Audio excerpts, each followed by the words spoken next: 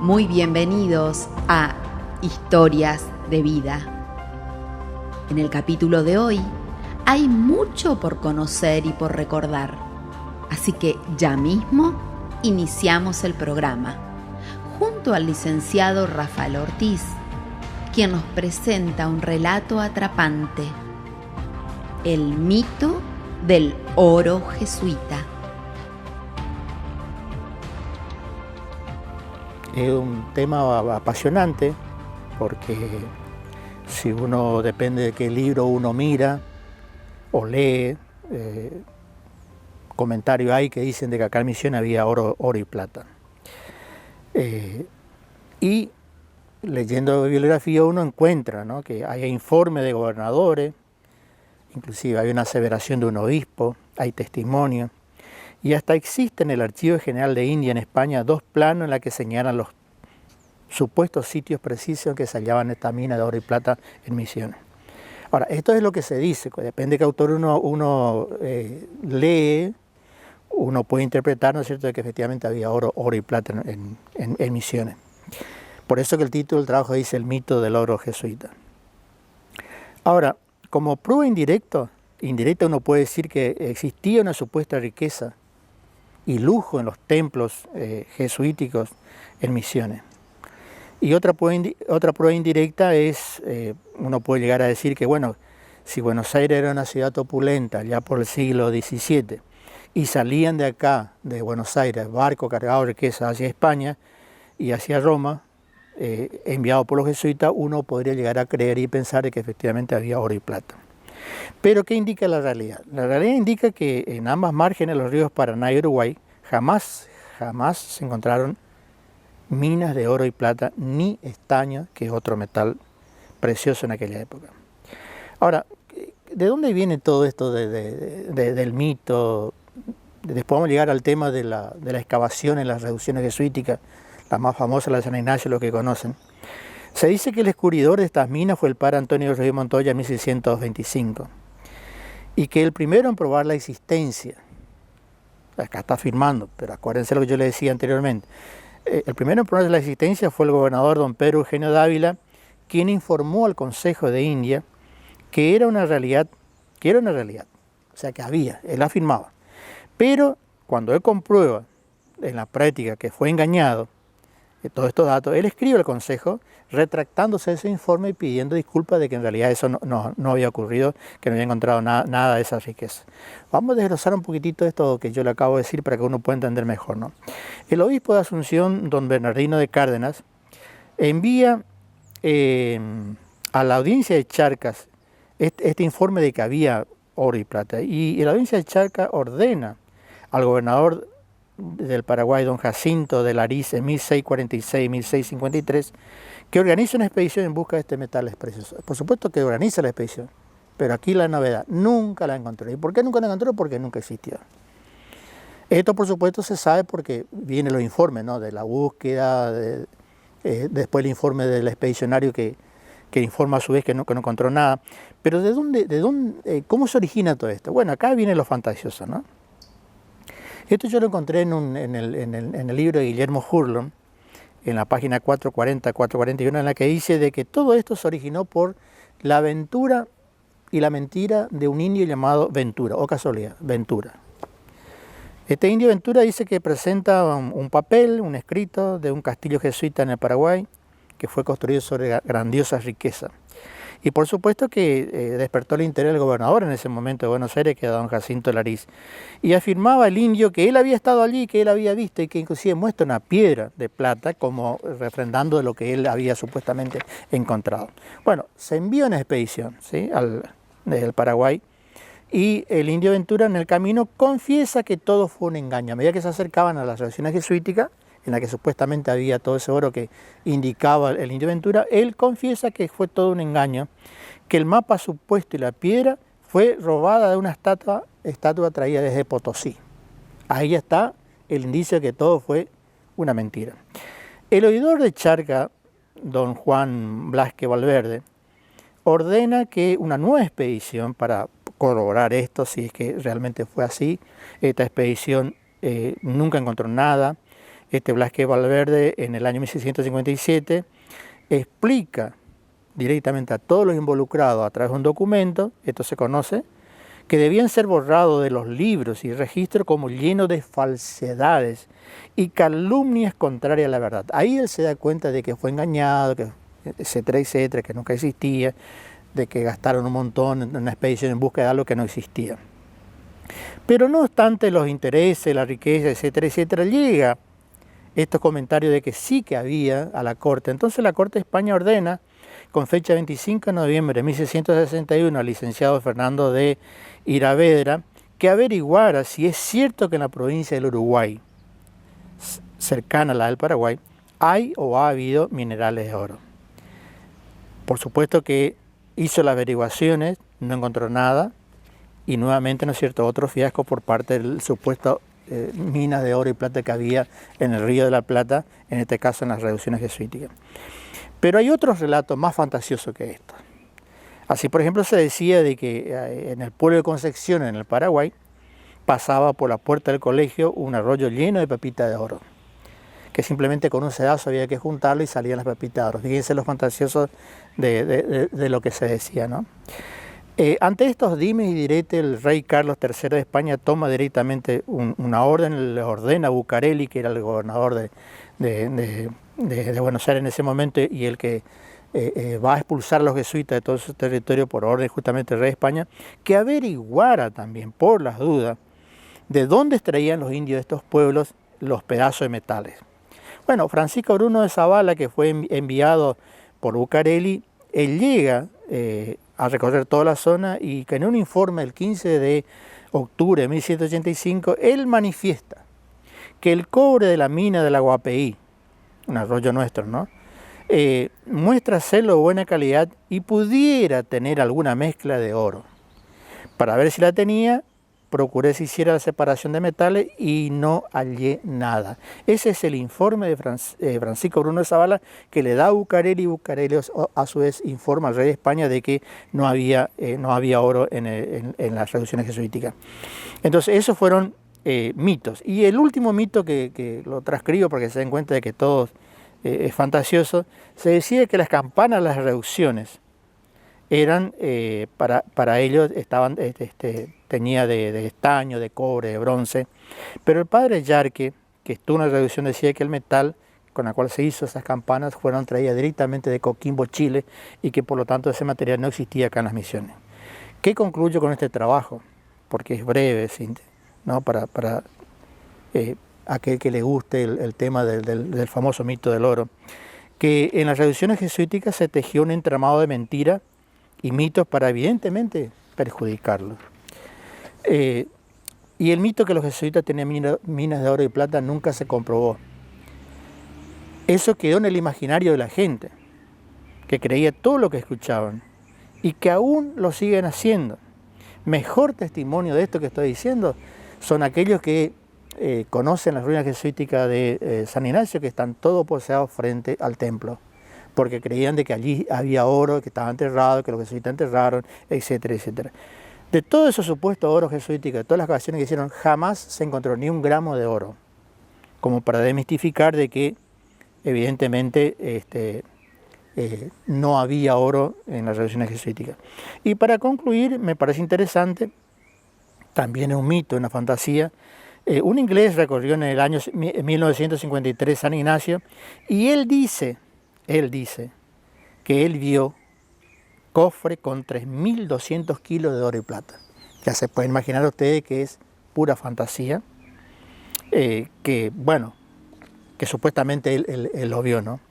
Y el padre Yarque en el siglo XVII él escribe que en las reducciones, afirmando, jamás hubo ninguna mina de oro y plata. Y queda de acuerdo a la interpretación que cada uno hace, que cada generación examina el pasado, que lee con su propio interrogante. Yo en el trabajo agrego copia de planos de lo que pude leer, constatando de que supuestamente había oro y plata, pero que en realidad eso nunca existió. Y para mostrarle a ustedes de dónde, más que nada, yo me prendo y saco, muestro las cartas anuas. Las cartas anuas son informes que hacen el padre provincial de la región jesuita, en este caso del Paraguay, que comprendía Misiones, que hacen informe directamente al Vaticano y a los jesuitas. En ninguno de estos informes de las cartas anuas aparecen testimonios fehacientes de que se encontraron oro. En este caso yo le muestro 2 cartas anuas en las que no aparecen en el informe. Y si había oro y plata, como se dice, tendría que estar en estos informes, y no lo están. Al no estar, bueno, uno tiene que decir, bueno, yo desconfío, no creo de que haya oro y plata. Hasta acá llego. Gracias. Es tiempo de recordar a un destacado maestro.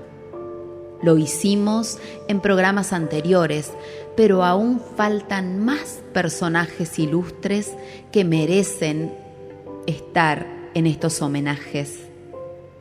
Este es el espacio para Billy Merker. En cuanto a las historias de vida, en mi caso me tocó por cuestiones de la vida, por una historia compartida, por una infancia en la que me crié junto a él y por una adultez en la que me tocó luego cuidarlo. Con mucho afecto llevar adelante esta historia biográfica y de Guillermo Billy Merker. Billy fue un entrerriano, ¿no? Que nació en Villa María Grande, Paraná, Entre Ríos, un 14 de julio de 1932. Villa María Grande, un pueblito cercano a Paraná. Su mamá fue doña Irene y su papá don Enrique. Su familia poseía tierras y trabajaba en el campo. Aún así, fueron innovadores en todo sentido. En la tecnología, instalaron una usina de luz, una fábrica de hielo y también fueron los que trajeron la primer radio al pueblo. En su casa se juntaban a escuchar las noticias que venían del mundo. Sus hermanos Sarita, Tito, Ketty y la Negra. En su infancia fallece su papá, don Enrique, y su mamá los carga a todos en una carreta, vende el campo y se va hasta Paraná y allí compra una casa donde manda a sus hijas a trabajar y a los hijos a terminar la escuela. Más o menos en 1944, Billy inicia la escuela secundaria industrial y al tiempito nomás le dice a su mamá que él quería estudiar el seminario, pero ella muy firme le dice, no, vos vas a terminar de estudiar, primero vas a terminar de estudiar. Y él le dice, siempre tuve eso de tener cura. Todas estas anécdotas no parten de la familia de Billy, nos llegan a nosotros. En 1950 entonces Billy entra al seminario en Paraná, Entre Ríos. Para el año 1955 viaja a Buenos Aires a completar su formación e ingresa a la Facultad de Arquitectura y Urbanismo, viviendo en un seminario y estudiando teatro. Allí también inicia su periodo de militancia, en la que participa como secretario gremial de la Asociación del Personal de la Universidad de Buenos Aires. Billy en esta época no había las tecnologías como ahora, intercambiaba muchísimas cartas con su familia y allí tenemos el registro cuando va contándole a su madre todas las cosas que le van pasando en torno a su historia política también en Buenos Aires. Para 1960, Billy llega a Misiones. En esta época se estaban abriendo las escuelas secundarias y él llega con 25 profesores más. A Billy le toca sentarse en El Dorado. Se inicia como docente en la escuela agrotécnica y vive en la misma. Allí le cocina a los alumnos y, bueno, con el tiempo conoce a Morena, quien sería su esposa. Para el 61 se casan, Lolia Elena Verón, también docente de familia eldoradense. El 29 de diciembre del 62 nace en El Dorado su hijo, Guillermo Enrique Merker, conocido por todos como Chango. Para 1963, Billy se inicia como docente en Montecarlo. Ingresa como profesor en la Escuela Normal número 2, Manuel Belgrano. Ahí Billy dicta clases de historia, de filosofía, entre otras. En cuanto a su legado político y pedagógico e intelectual, sus fortalezas como docente fueron fomentar el trabajo en equipos y en grupos, en todo sentido. Billy estimuló la lectura de grandes obras de autores de la literatura universal. Realizaba todos sus insumos docentes a mano, dibujando y pintando mapas del mundo y locales con inigualable destreza. Los hacía en el pizarrón. Promovió actividades culturales participativas, por ejemplo, la competencia de carrozas entre los estudiantes, los concursos de pizarrones a tiza, la pintura de telones y de lienzos.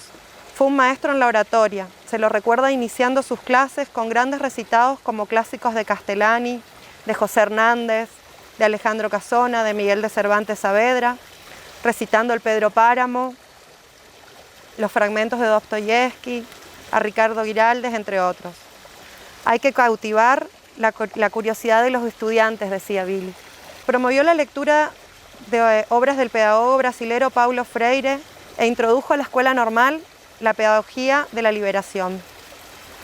Impulsó junto a varios profesores entre el 73 y el 74 el PEPES y el CEPES, primer encuentro provincial de estudiantes secundarios y segundo encuentro provincial de estudiantes secundarios, junto al doctor Darú, a Ángel Eustaquio Colman, a Justino Jiménez, al contador Sosita, que se realizaba en el predio del antiguo camping municipal, allá cerca del río. Estas referencias las podemos encontrar en libros de Jorge Rodríguez y de Rubén Ortiz.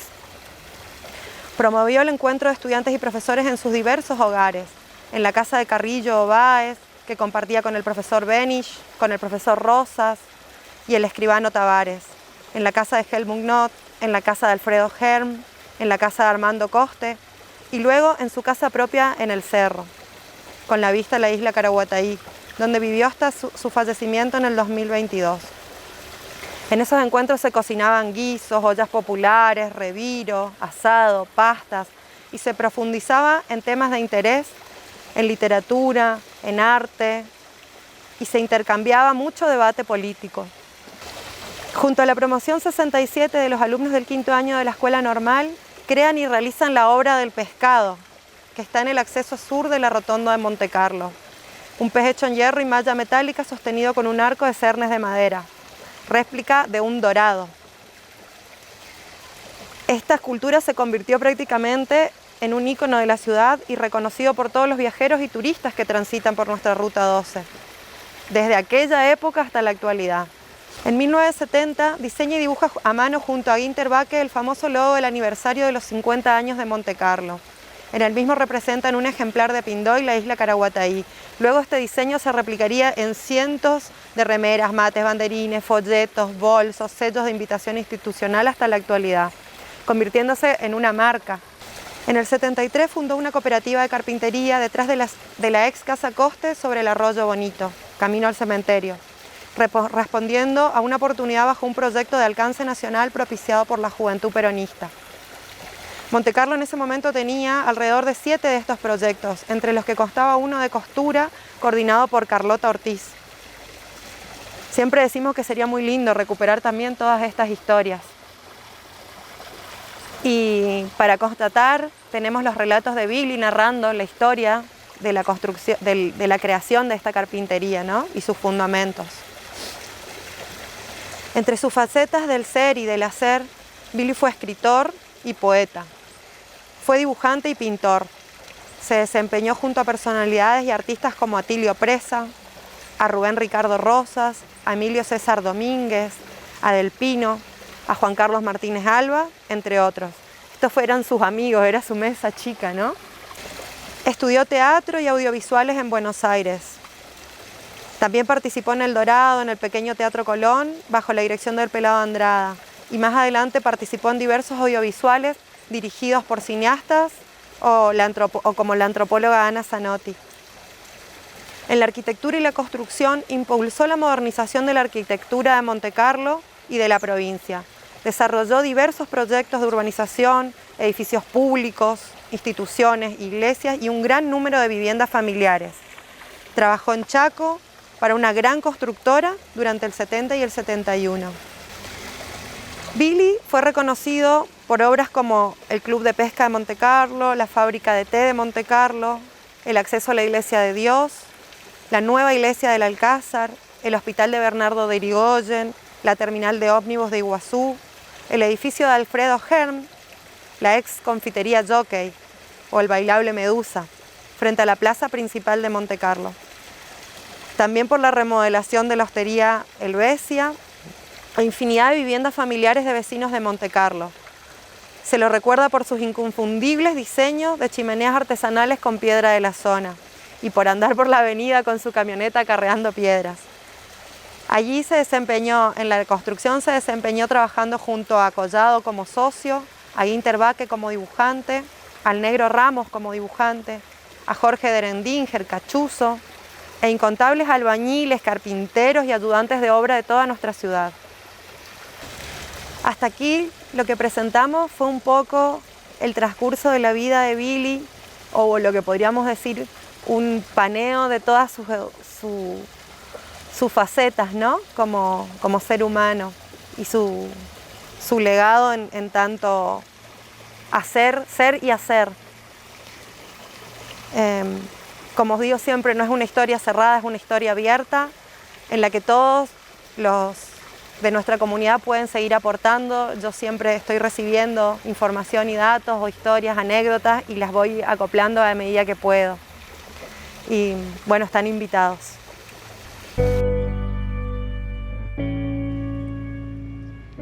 Si quieren conocer más historias, los invito a adquirir el volumen 16 del libro Historias de Vida de Monte Carlo y la región.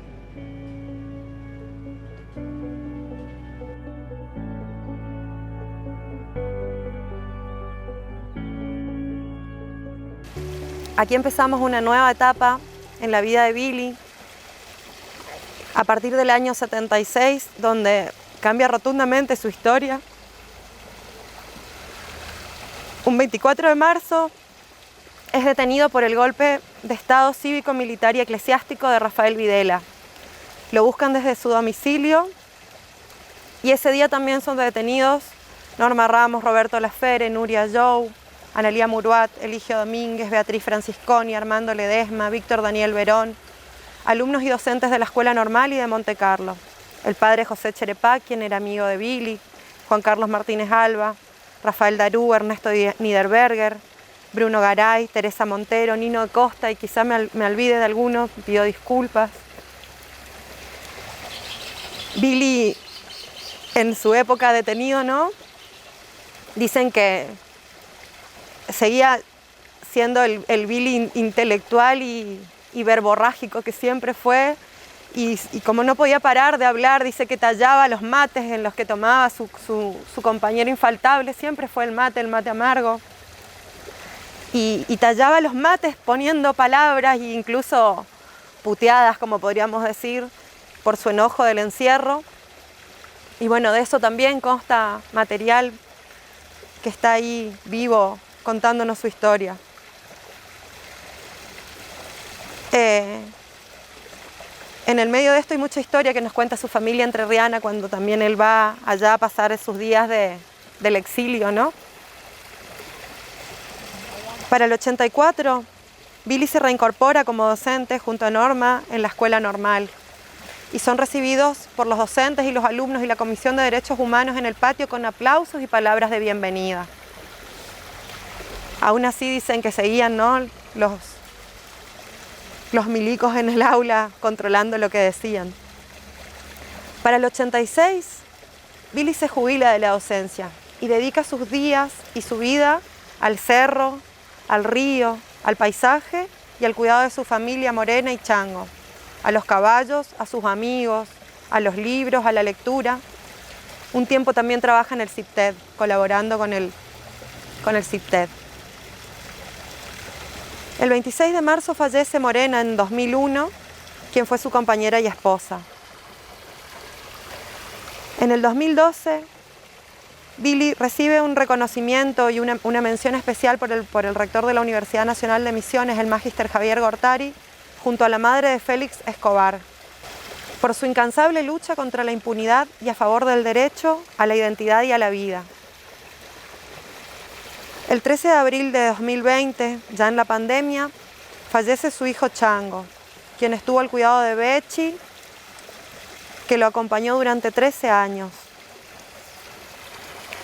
Durante los últimos 20 años, Billy decidió llevar sus días en el cerro al cuidado de Bechi y de Pacha Lafere, de Roberto. Luego de fallecer Chango y atravesados por la pandemia, yo, Paula, con mi familia, con mi hija y mi pareja, nos mudamos con Billy para compartir con él y atenderlo. Ya solito, ¿no? En el cerro, junto con Bechi.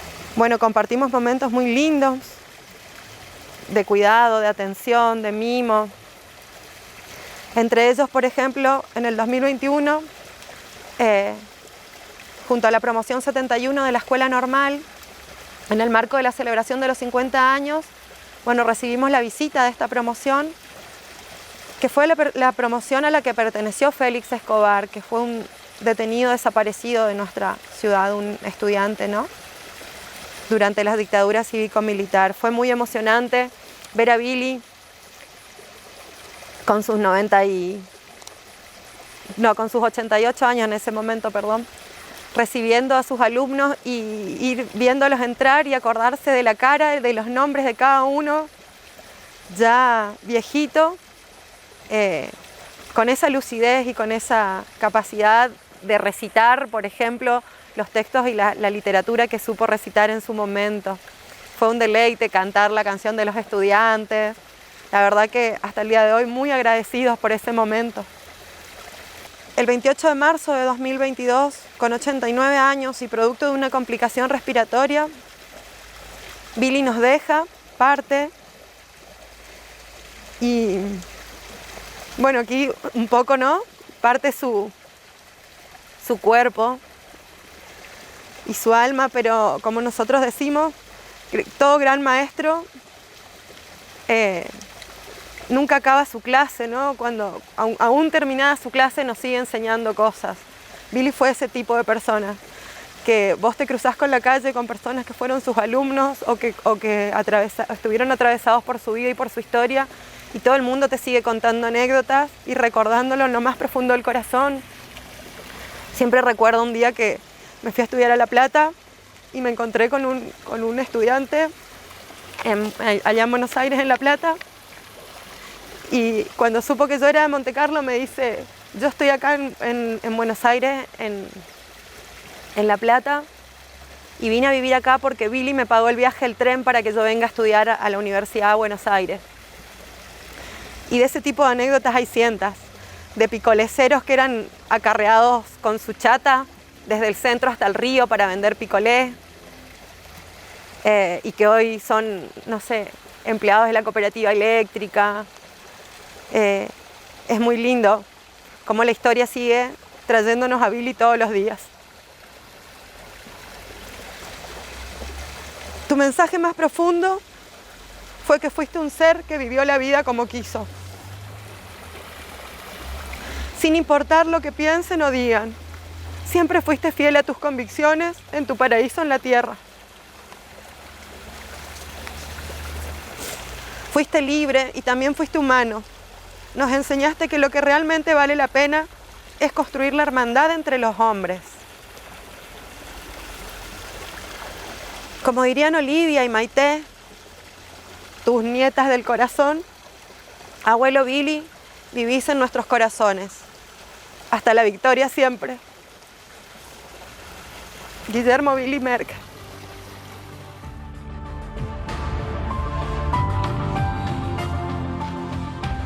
Era Paula Lafere con un gran recuerdo. Es momento de retirarnos. Recuerden que hay más interesantes historias por descubrir. Por eso, los esperamos aquí para la próxima entrega.